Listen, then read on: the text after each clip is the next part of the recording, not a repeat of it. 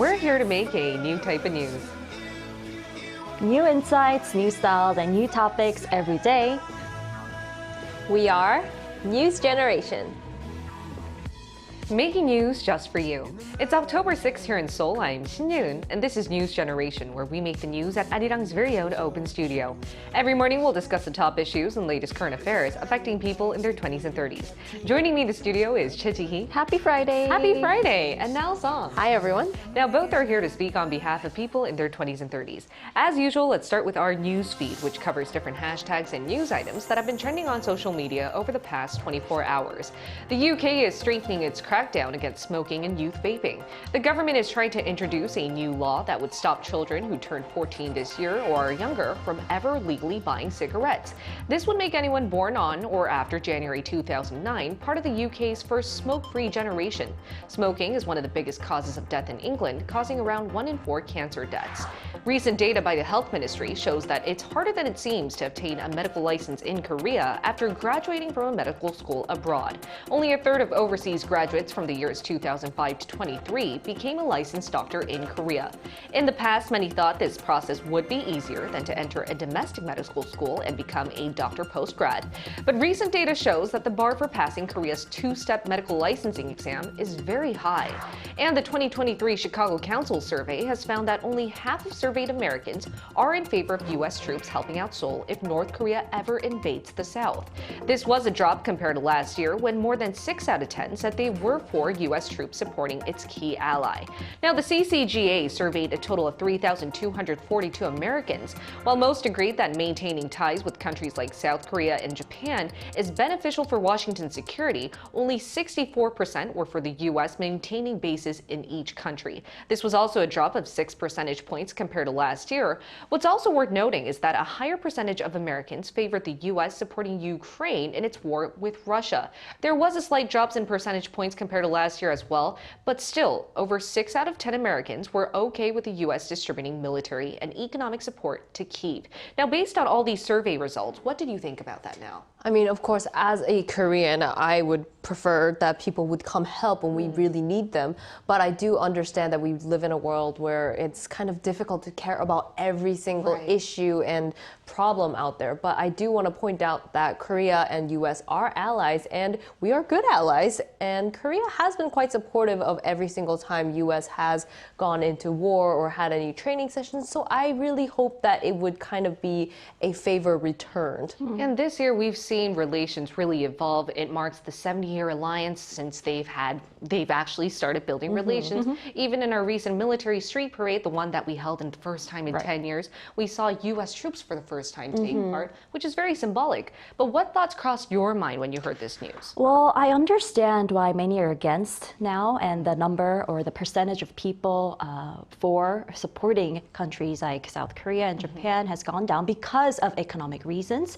I mean, the economy is slowing down, and for the people there, Americans, their priority would be their own living conditions, right? And they wouldn't like to see their tax money being spent on something that they seem isn't that relevant to them. But at the same time, I feel like being for supporting Ukraine and not for Japan and South Korea isn't a very consistent kind of standard from my perspective. So I think there could be a little, room for debate regarding that. It's definitely up for room for debate, because that's always a thing. A lot of people do prioritize, which is only natural, domestic issues. But the thing about international relations and diplomacy and politics is that not only do you have to think about what's happening on the domestic front, because we're living in such an interconnected society right now, you have to consider global affairs as well. And that was our news feed for this Friday, and we're going to head straight into our discussion topic of the day. If you're in Korea, you may be enjoying the peak of autumn along with us here in the studio. We're seeing clear skies, enjoying the cool breeze, and soon to see colorful foliage. And for the next couple of Fridays, our News Gen team is going to take you through the most popular places you can go to better enjoy this relatively short autumn season in Korea. And today, we're going to stick to nature. The best mountains to hike near the capital. So I would first like to ask you guys, are you guys a big fan of hiking? I really enjoy hiking, and although I don't go as often as I would like to, I think I go every once in 2 or 3 months during the good seasons, like now. And I think it's both physically and psychologically very beneficial. It's very healthy, and even though some people prefer to hike alone, usually the elderly people, I enjoy sharing these experiences with others. And recently, Yeun, you and I, as well as some other News Generation panels, we wanted Niall to join as well, but she's not a big hiker. And we went to one of the mountains that you'll introduce later on during the Chuseok holidays. Now, although we're not fully into autumn yet, we were able to still enjoy the nice and crisp breeze as well as the warm sunlight. And it really was nice how we had the really good food after the hike as well. I know, it was a really nice hike, and we'll tell you all about it soon. Nell, are you a big hiker? So, as Chihi mentioned, I did not join them on their hike. I guess I didn't really like hiking growing up. I used to think it was for old people, and it's for ajumma and ajushi, as we call it in Korean, the older aunties and uncles. And I've actually been forced to go on hiking networking sessions where it kind of you're supposed to go and kind of get to know the other people, whether it be in your company or in your like institution. It wasn't a fun experience hiking up panting and asking where they're from and things like that. So I really think it's important who you go with, like you guys were mentioning. But I think people that you get along with, maybe you won't get along with afterwards if your pacing is different. Maybe if you're going up at the same pace, coming down at the same pace, enjoying a good conversation, it might be great. But if they're just intense hikers, I don't know. Is that coming from experience? Maybe, yes. I feel a little guilty. Yeah, because, I will tell you all about it once we actually introduce one of these mountains, but Chihi there, she was not the best pace controller. I see. She was just really intense about it. Yeah. I can see that. Regardless of what type of pace you're going and who you're going with, there's no doubt that autumn is the best season to actually go hiking. And that's why we decided to talk about it for our first episode of introducing all these places you can go during this season here in Korea. And also, we chose this topic in particular because, as you mentioned, Nell, hiking used to be considered a popular sport among like ajumma, ajashis, aunties, uncles. But now it's trending among our generation, specifically millennials and Gen Z. So can you tell me why and how it became so popular? I personally think this really started happening after COVID. A lot of indoor sports and gyms were really limited, and you had to wear, masks, and at some point you had to limit your music that you're listening to. So people started going outdoors, hiking, camping, and even outdoor, I guess, kind of workout gears that are kind of free for people to use. A lot of them are on mountains, so people would kind of do a little hike and go work out for free there. And I really think that COVID was a time where our generation really thought about health and nature, and how, because during COVID, nature actually started kind of livening up because we were being so good about not were isolated, didn't use our cars too much. I think all of that combined, everybody became very, into the idea of hiking. And I think COVID, though it was one of the most hard times against humanity in modern days in terms of health crises, it actually raised our awareness on being healthy. Exactly. That's why words like healthy pleasure came up, which is why a lot of people got interested in learning and finding ways to stay healthy while not keeping too close with other people because it was an infectious disease. And hiking was the best way. Why do you think it became so popular, specifically among our generation? Well, I think it's because COVID-19 certainly was a very big reason behind that. And the young people, they really want to socialize, but because of social distancing, they can only do it outdoors. And I think it's also because of the geographical reason. In Seoul, Seoul is a very mountainous area. Particularly, we have a lot of forests, and as a result, the city of Seoul has a remarkable 119 mountains. And so millennials and Gen Z are really fond of hiking because they can enjoy it in the heart of the city without having to travel too far. Now, I used to live in Bangkok when I was younger, and there they don't have any mountains at all. So I had to drive like 2-3 hours outside the region to see a mountain or hike. So it really is a big advantage for Seoul to have mountains, this many mountains. And the younger generation, they consider it a game because they like going to the mountains and really ticking off the ones that they've gone in that list. And so I would like to introduce three of Seoul's most accessible and popular mountains. As you can see on the screen, you can see a map displaying the three most popular mountains in the capital area, which we will introduce one by one together. Right. I mean, we would love to take you all to the 119 mountains out there here in Seoul you can enjoy. But as you mentioned, those are the three most popular chosen by locals and personally amongst ourselves as well. So Chihi, why don't you introduce the first mountain? Sure. So the first mountain I would like to introduce is called Bukhansan. And Bukhansan is the highest mountain in Seoul. It stands at 837 meters.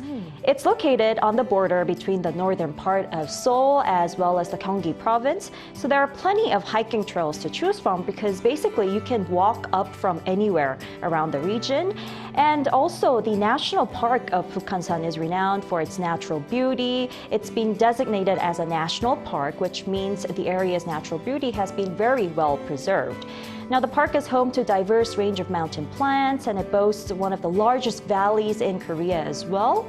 And the park also features various historical sites and cultural properties, including Bukhansan Fortress and Guksadang, which is known for a place for shamanism as well. And you can really enjoy the autumn foliage in this mountain as well. So we should go hike this mountain later. I think that's our second destination. I have a question about Bukhansan though. The name is so interesting because Bukhan literally means North Korea. Is it in English North Korea mountain? Why is it called, it's not in North Korea? Want to take this one, Chihi? That's a good question. I initially thought so too, but there's a different meaning behind this. So Buk means north, right? But Han, it's the Han from the Han River we have in South Korea. And the mountain is located on the northern part of this river. That is why it's called Bukhansan Mountain. It's not North Korea No, it's mountain. not North Okay, Korea it's mountain. north of Han River mountain. I think that's a good question because see. some people would be confused. Why is it in South Korea then if it's thought called about it North for a Korean long mountain? time. I know, but it's actually referring to a mountain on the northern side of the Han River. Now, you introduced the highest mountain in Seoul, Bukhansan, but I'm going to take cheonggyesan. And as Chihi mentioned before, I've had the pleasure of going with some of the panelists from our team, Chihi as well. So take a look at the screen to see what cheonggyesan is like and the experience I had. Now, the biggest reason I would like to recommend Cheonggyesan Mountain is because it isn't as crowded as Bukhansan. It's a popular destination among local hikers. It's also easy to access via public transport. It takes around 10 minutes to walk from the nearest station named Cheonggyesan Station, which is on the Shinbundang line, which goes straight to Gangnam. And Cheonggyesan is a good mountain to start off with if you're a rookie hiker like myself. It used to be called Cheonggyesan, referring to how it looks like a blue dragon which flew out from the site.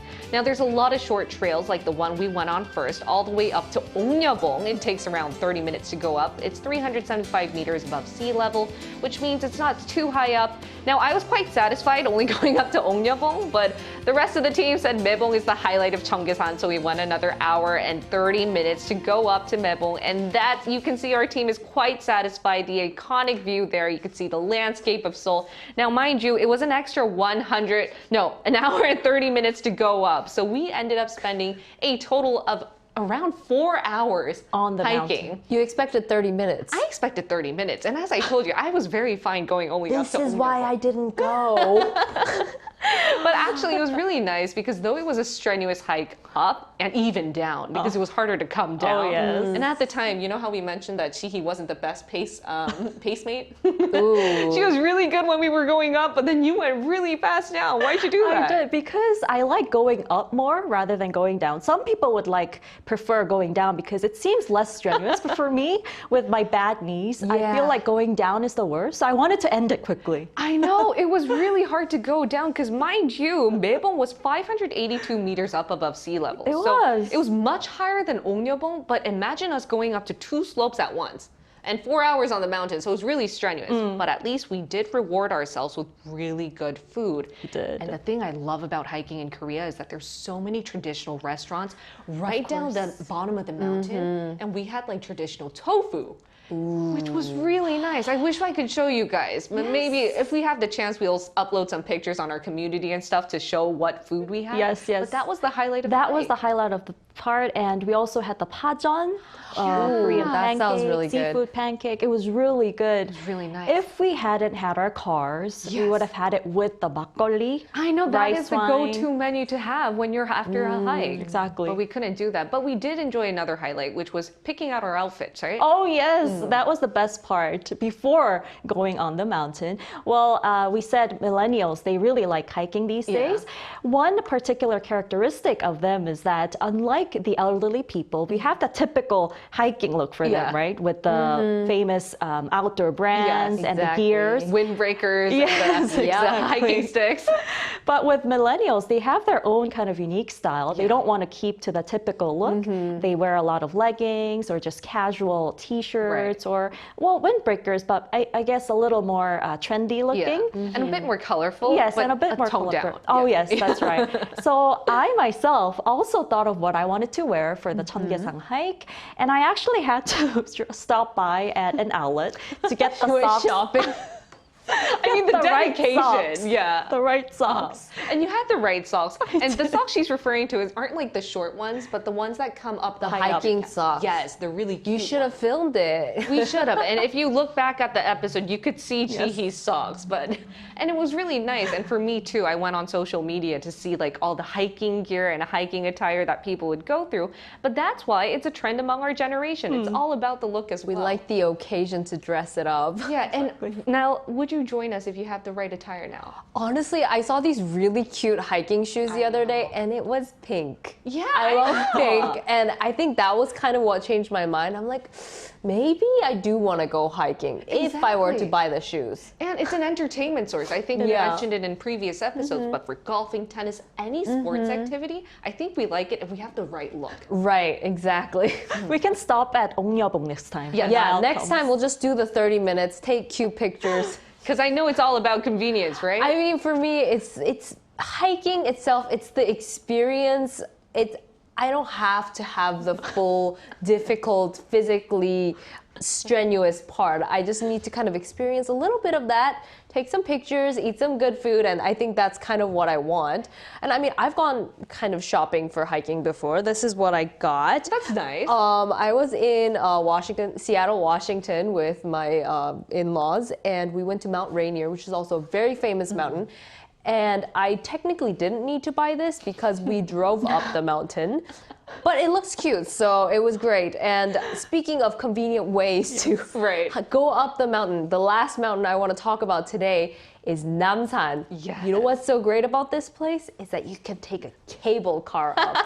You can take a cable car up, enjoy the view. You can have a little chat and you can even take the bus if you don't want to take the cable car. But it's great because it's near Myeongdong, which is a very famous touristic site. And you don't even, you go up the mountain and you're not even that tired, but you can enjoy the restaurants, the cafes, they have the souvenir shops and lots of great places for pictures.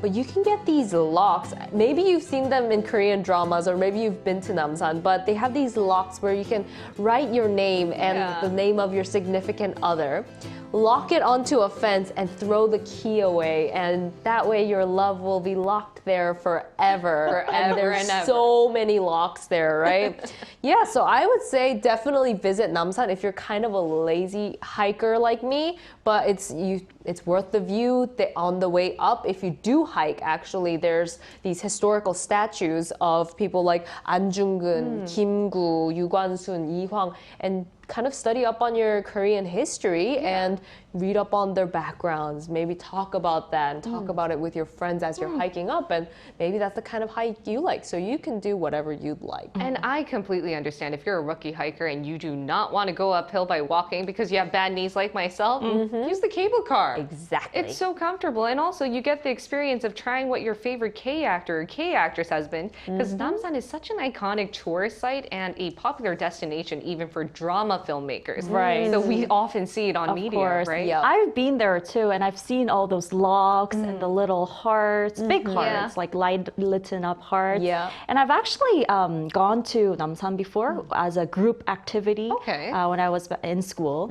And I really liked Namsan because unlike some other mountains, which tend to be very rocky, the trails were really well paved. So it's an easier walk, I felt like. Right. Yeah. Up And one Namsan. thing that we could recommend actually is we mentioned that while you hike, one of the go-to food that a lot of Korean locals enjoy is pajeon, like Korean pancakes, and makgeolli, a traditional rice wine. But also in Namsan, their iconic food is tonkatsu. Oh, yes. Yes. So pork The big cutlets. tonkatsu. Yes, fried pork cutlets, and it's really big, really thin. So go enjoy that. Once you come down the mountain, there's like lines and lines of restaurants where you can enjoy that. Now, we asked our viewers if they have their own favorite mountain or hiking trail in their own respective countries. So we wanted to find out what it's like around the world, and here's what 3 of them had to share with us. So Ark said 2 of the most famous mountains on the Philippines are Mount Mayon, which is known to the world for its perfect symmetrical cone shape, and Mount Taal, whose crater makes a lake inside an island inside a lake. Wow! And Doinar Hire said, in Romania, the Carpathian Mountains are the most important and famous. I like hiking during summer and autumn. And Mola said, I'm from India, so the Himalayas, the home of Mount Everest, and K2, the second highest mountain, in the Karakoram range. I would love to hike, but haven't done it yet. Well, Amola, please join our High Hike crew. It's a name that we've given ourselves here on NewsGen, and we're planning to go on many more hikes. Yes. But in the meanwhile, we're trying to share our personal tips to our viewers who've ever not tried hiking before or are actually thinking of. So why don't we give our few know-how, starting with you, Chihi? Well, like I said earlier, we have a lot of mountains in Seoul in particular, and other parts of the country as well, but they tend to be very rocky. So I recommend you to wear thick socks as well as proper. You are Like, really I in had for the to- socks. She Exactly. really had to go shopping for She them. really and had to go take to that her one. word for it. Yes, you do need the socks. And mind you, it was in the peak of Chuseok, so there was a lot of traffic, but yet she still managed to go to a shopping outlet for those socks. My passion for those right Yeah. socks. Anyway, and also have the right hiking shoes as well, because they tend to protect your ankle. And if you don't protect your ankles on the Rocky Mountains, you might slip. So really, do be careful and get the right hiking socks. I mean, hiking shoes. The right equipment. What about you now?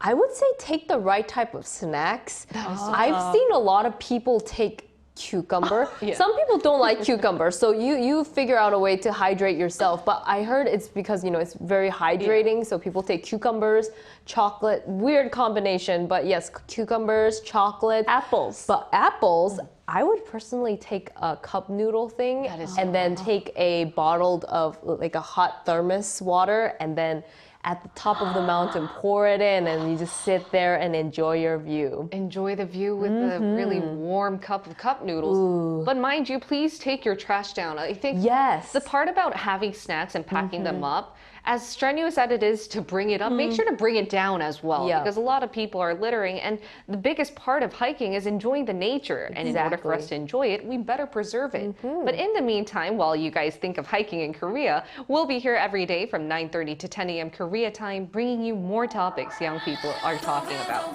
Special thanks to Chiji Always a pleasure. and Namsan. No problem. Hope to enjoy you on our next hike now. Yes. Let's go. Yes. All right, and thank you everyone for watching. We'll see you next week. We are News Generation.